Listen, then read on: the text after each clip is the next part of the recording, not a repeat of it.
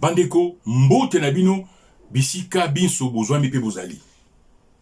Tata malongi ya politique tout le belango, na limemia, tout le belango na bonzenga, tout le belango na logique, na cohérence. Na passe na motema. Pe bololo, lokola ya Congo bololo na lolemo pona koloba makambi ya armée, to pe mampinga FRDC bandeko.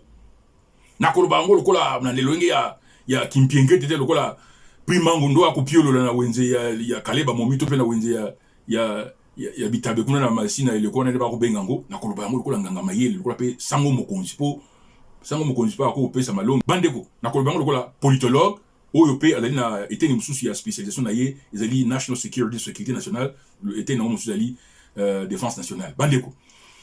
na kati ya makambo na publiaki livre book oyo na 2022 imaki na édition Author House na Londres pe na Indianapolis na Amérique titre nango US Marines in the Congo Benny War. US Marines in the Congo Benny War. Elingoloba babarine américain na bitumba ya Beni kuna Beni oisha kuna na Nord Kivu. Pona nini US Marines in the Congo Benny War? Raison mibale. Raison à liboso. D'abord on a loba que na dédié ango na héros militaire na biso Mamadou Ndala, colonel Mamadou Ndala. Bateau bazan Amérique, na Canada, na Londres, tout en Australie, tout le bako somba on a ligne, bako on a kana dédié ango na Mamadou Ndala. Mamadou Ndala azalaki formé comme commando force spéciale na ba américain na kansi ba tsenge zaki ba Green Berets, ba instructeur ya Green Berets, ba ndaba na Pentagone pendant ko former Mamadou ba force spéciale congolaise et le qu'on appelle zaki Mamadou Ndala ba former ba on a Kisangani.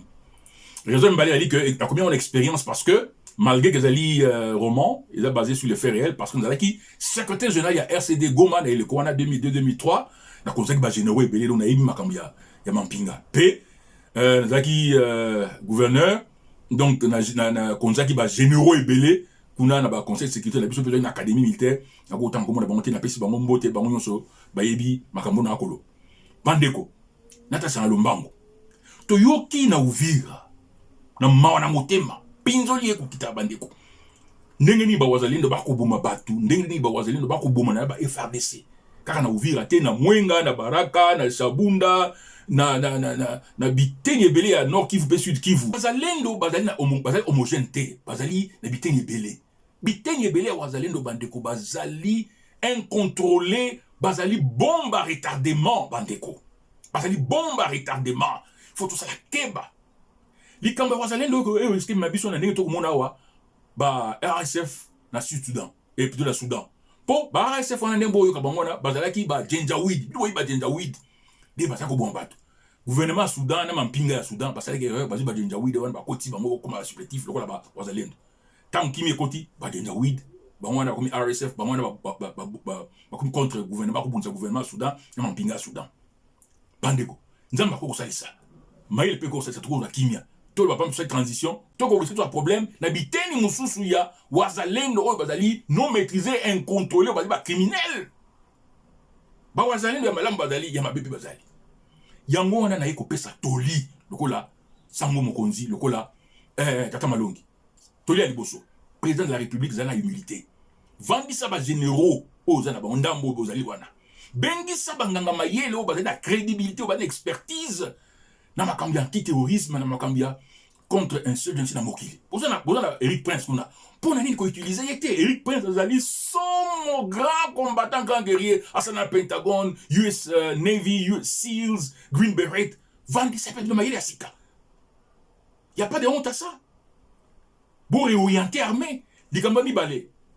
ba wazalendo soki bazali mibali soki bazali makasi kotisa bango na armée pour contrôler bango wazalendo nyonso fa kota na armée pour ba contrôler ba pesa numéro matricule baye budget osala mandenge nini logistique osala to ça la logistique ya armée te puis to ça ça n'existe pas wazalendo il faut ba dissoudre yango soki bazali mibali soki bazali mibali ba kota na armée ba kota na mampinga bako sélectionner bango ba criminel bako kende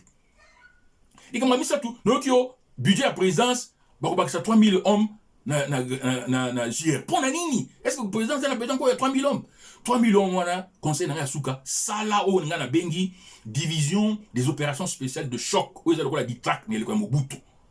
donc bengango division des opérations spéciales de choc Cobra attaque comme à 10 000 hommes division because on a d'abord régime tani balé pour tout si la naba mubondo tout si la naba wazalendo criminel tout si la naba adep talou tout si la naba nous pas combat obé samboka aux sous dans excuse budget 7 milliards de dollars d'un conseil il y a